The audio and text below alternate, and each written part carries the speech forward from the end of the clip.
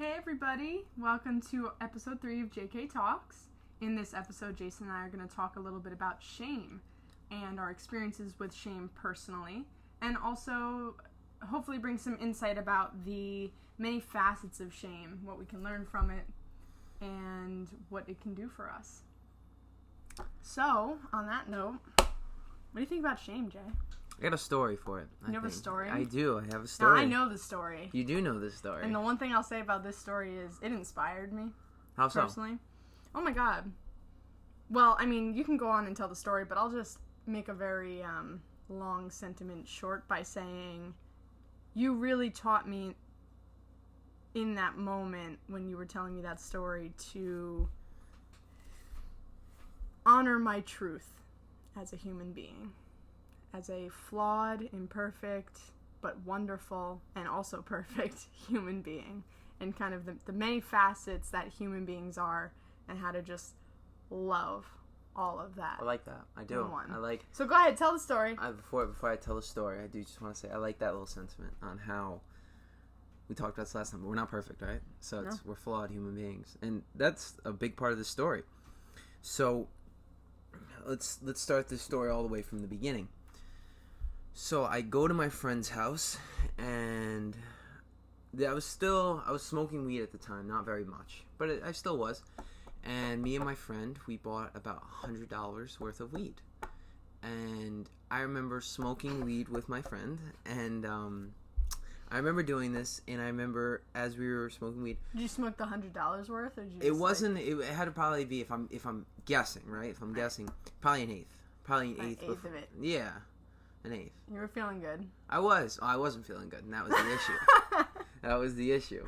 So, like, before I go, I'm like, I don't want to go. And he's like, what do you mean you don't want to go? Because there was a carnival in our town. And it was funny. I was like, I don't want to go, man. He's like, what are you talking about? We got to go. I'm like, I don't want to go. I do not want to go. It's not going to end well for me. I don't want to go. You just felt it. Oh, I felt it right in here. You're just not feeling good. My mind, my body, everything was just like, ugh. Like, it was just death. Yeah. Oh, my God. And so I remember he convinced me to go.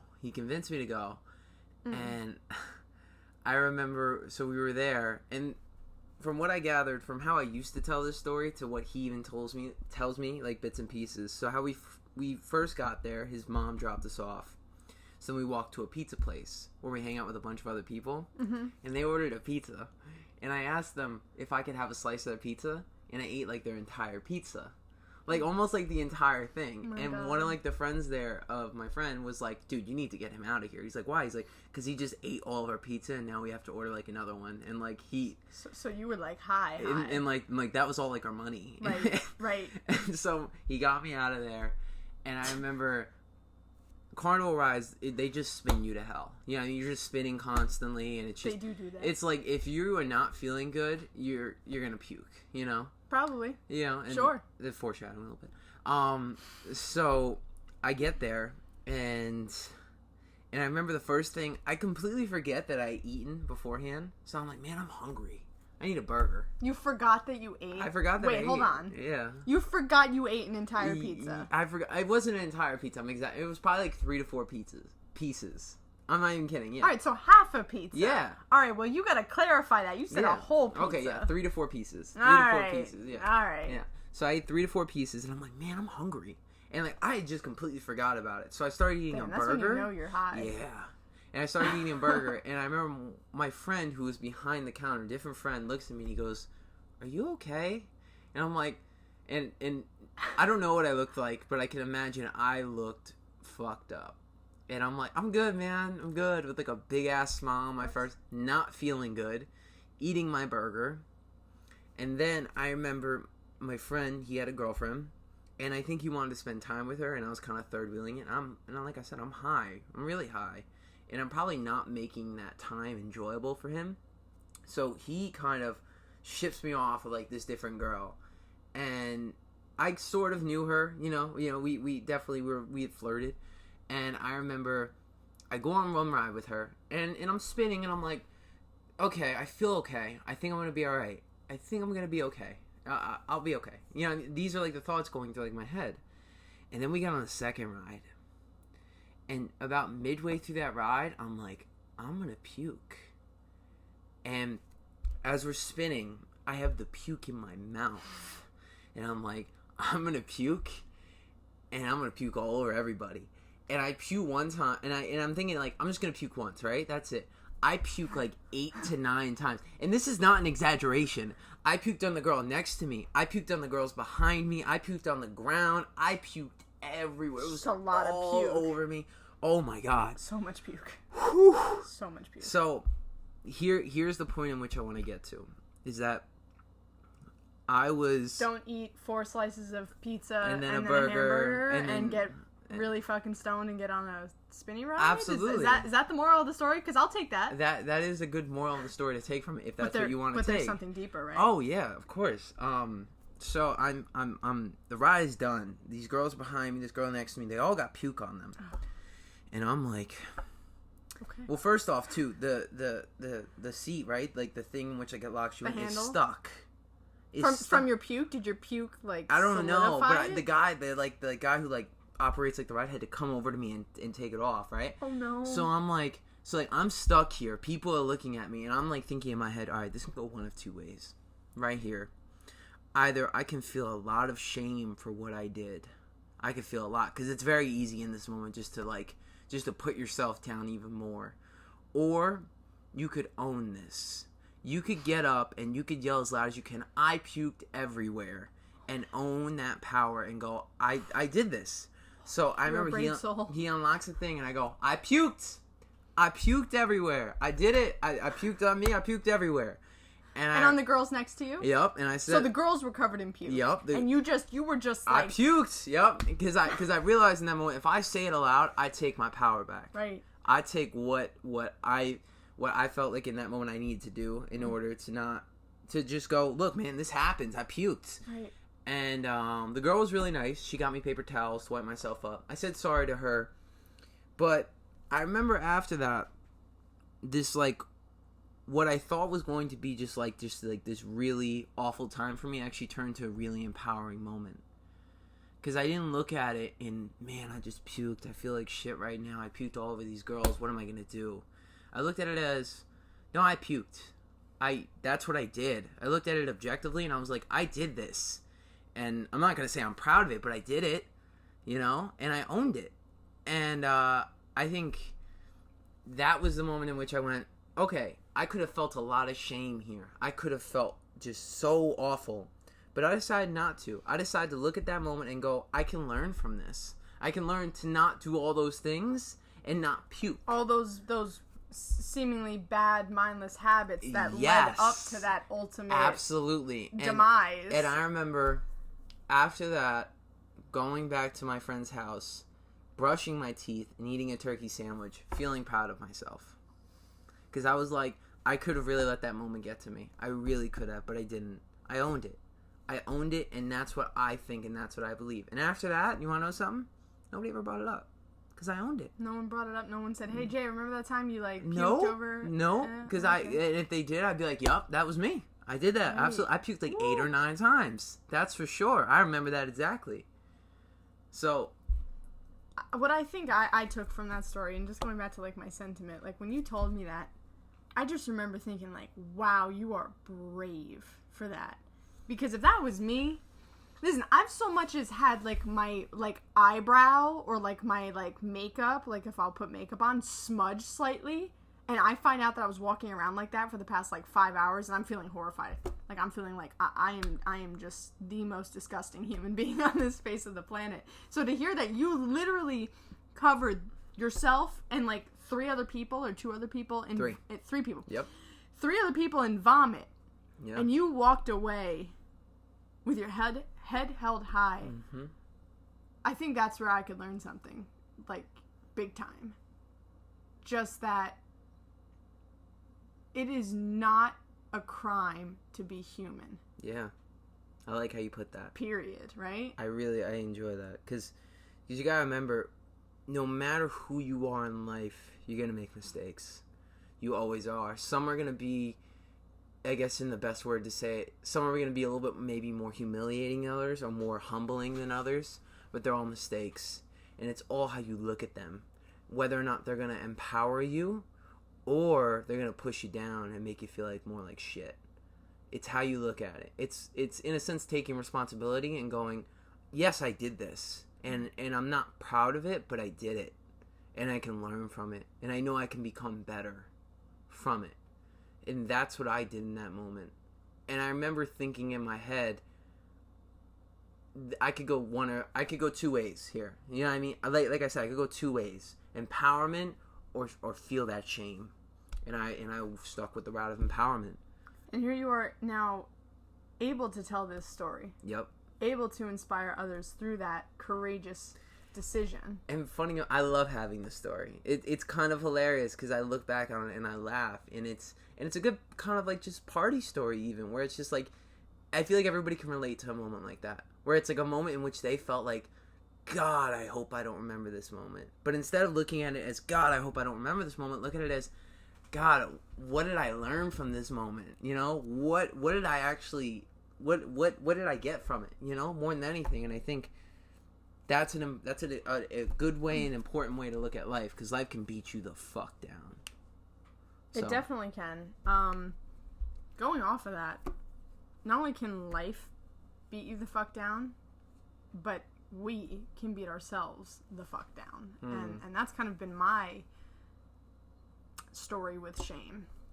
Shame for me often comes internally more so than it comes externally. You know, in that situation, definitely, like, you were experiencing this inner dialogue with yourself, you know, should I feel ashamed, should I not? But that's because people witnessed something, right? People really saw you do something from start to finish, and definitely could have, you know, held you accountable for what you did, but you decided to take that accountability, right? Mm-hmm. With me, I was an only child, and, you know, sometimes I wasn't always held accountable. In my life, it's been a lot about holding myself accountable all the time. Consistently having this inner dialogue with myself of, am I doing the right thing? Am I doing what I'm supposed to be doing? Is this in my best interest? That is where shame and I have met often, where I will do things that are the easy way out or within my comfort zone.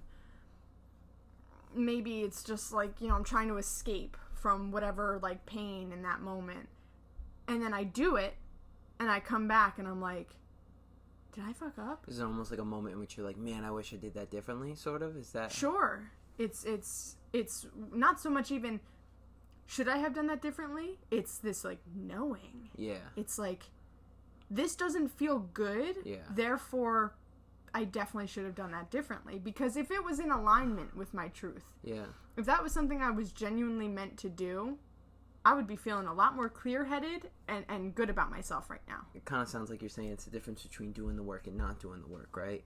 You know what I mean? It's like whether or not you're deciding to take this experience and growing from it, or deciding just to maybe not do it at all, right? Or are you maybe a little deeper than that even? I think it can go off of that, right? I think everyone's idea of the work is a little bit different. Yeah. You know, your work and my work are two different kinds of work. When I meant work, I meant like growth even. You know what I mean? Growth is like a human being overall. Sure. Am I doing the work to maybe be the best person I can be? Yeah. To show up as, like, my highest self, living in my highest potential? Yeah. Yeah, absolutely.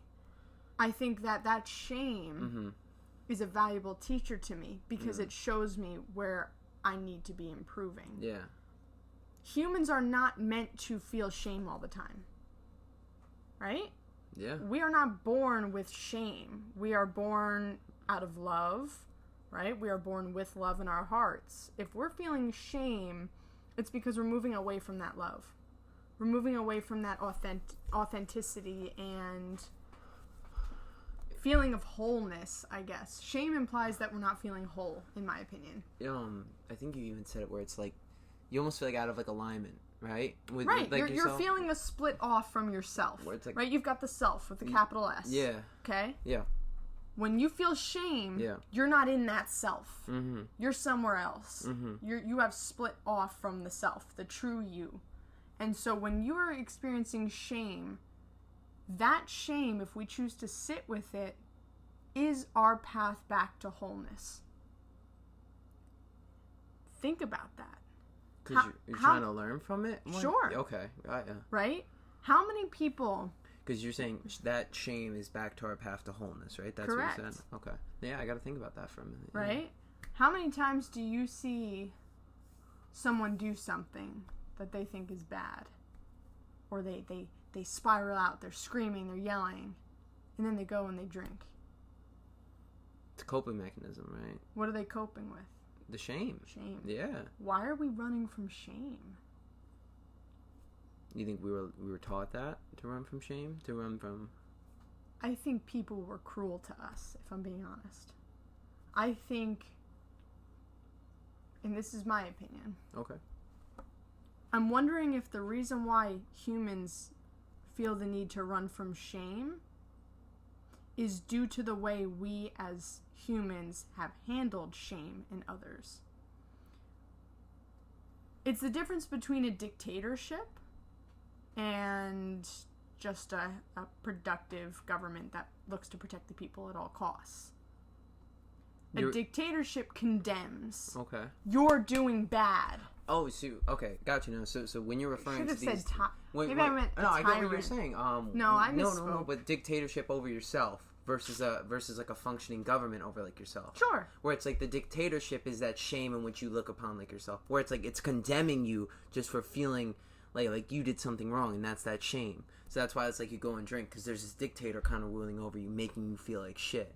Well, it's like a government in that sense is if it's running smoothly and productively, it's going to let you know you were out of line here. Yeah. But listen, we're going to put some laws in place. Absolutely, and that's the lesson, right? That's where it's like, all right, I can look back and reflect on this shame and go, well, what can I learn from this that maybe I don't want to do in the future, right? Mm-hmm. Where it's, I think a great example I was even thinking of was, you ever had like a conversation with somebody and you know in your head you should be saying something, but you stop yourself? You know what I mean? Where it's like somebody says something there and maybe you didn't set a boundary, or maybe you didn't, or maybe you just let something slide. You know what I'm saying? Uh-huh. And then in like your head you feel shame for that because you knew you had it in you, but you didn't. Right. You know what I mean? And then in those cases you can even put that sort of, the dictator might condemn you versus the government might go, okay, well, for future situations, what can I do in order to not feel that way? In order to actually... To improve the situation, yes. Right? Because a productive government aims to protect the people, mm-hmm. not to harshly punish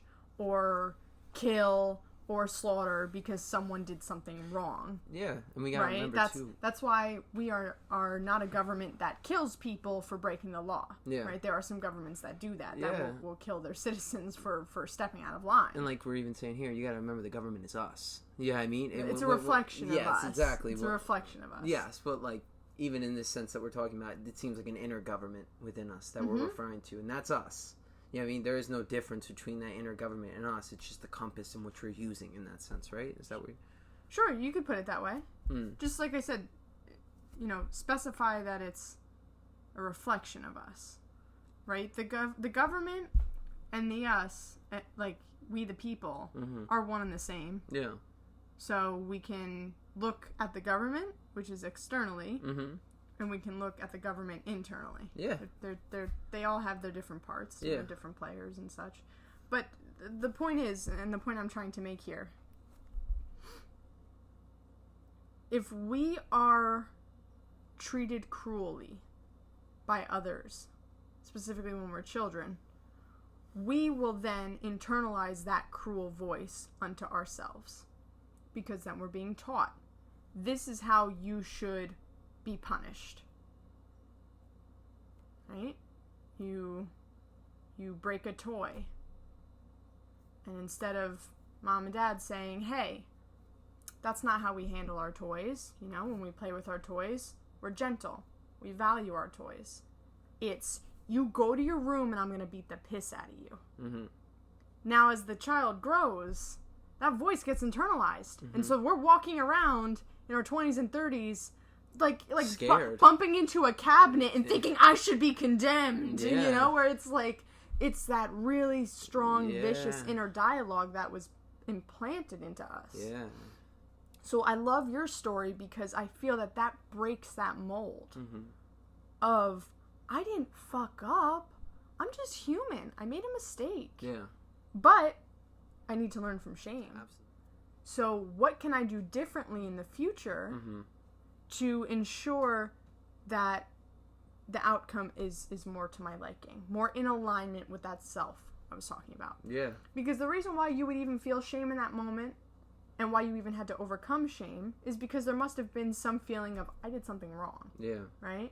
So, kind of speaking on that, you were speaking about kids growing up, right? And how they're kind of taught this sort of inner compass of like their shame based upon how they were treated growing up, right? Sure. So it's like the difference between a kid who breaks his toy and a parent teaching him how not to do it, you know what I mean? Like you said, where it's like, we don't do this to our toys, you know what I mean? Teaching them versus the parent going, go to your room, I'm going to beat the crap out of you.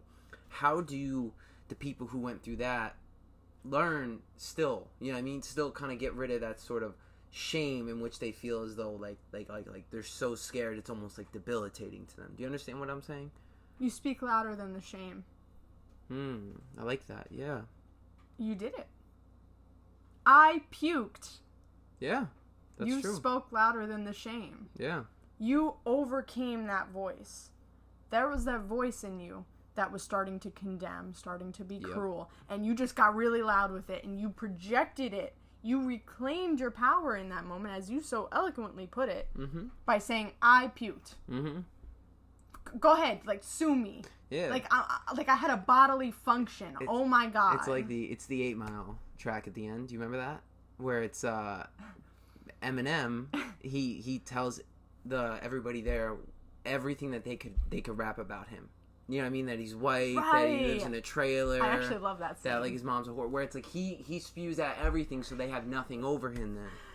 You know what I mean? And that's why he won. Yes, exactly. That's why he became the winner. Yep. Because the winner is the one who comes out on top Yeah. of shame. He overcame that guy who was looking to demonize him, and therefore in that moment he overcame his own demons. Yeah. Because that goes back to everyone's a reflection of ourselves. So by overcoming the competitor that was with that mic ready to demonize him in front of everybody, he spoke louder than that, and therefore he overcame the demon himself. Awesome. That like last part, oh my God.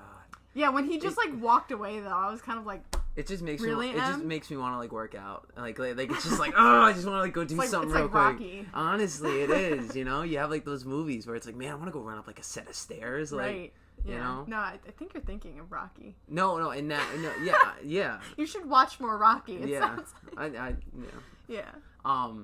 But no, it's interesting to even see how people won't go after their dreams. People won't do what they want just out of shame.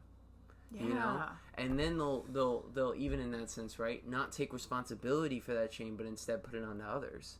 So they'll say, well, I can't do this because of them, or I can't do this because of that. No, that's not true. You can't do that because you're deciding not to. Well, you feel, well, deciding is a strong word there, Jay. Because when you're deciding, that implies a conscious ability to make a choice. You're right, yeah. When you are feeling debilitated, because you even said it, you had the word there, where you're feeling debilitated, scared.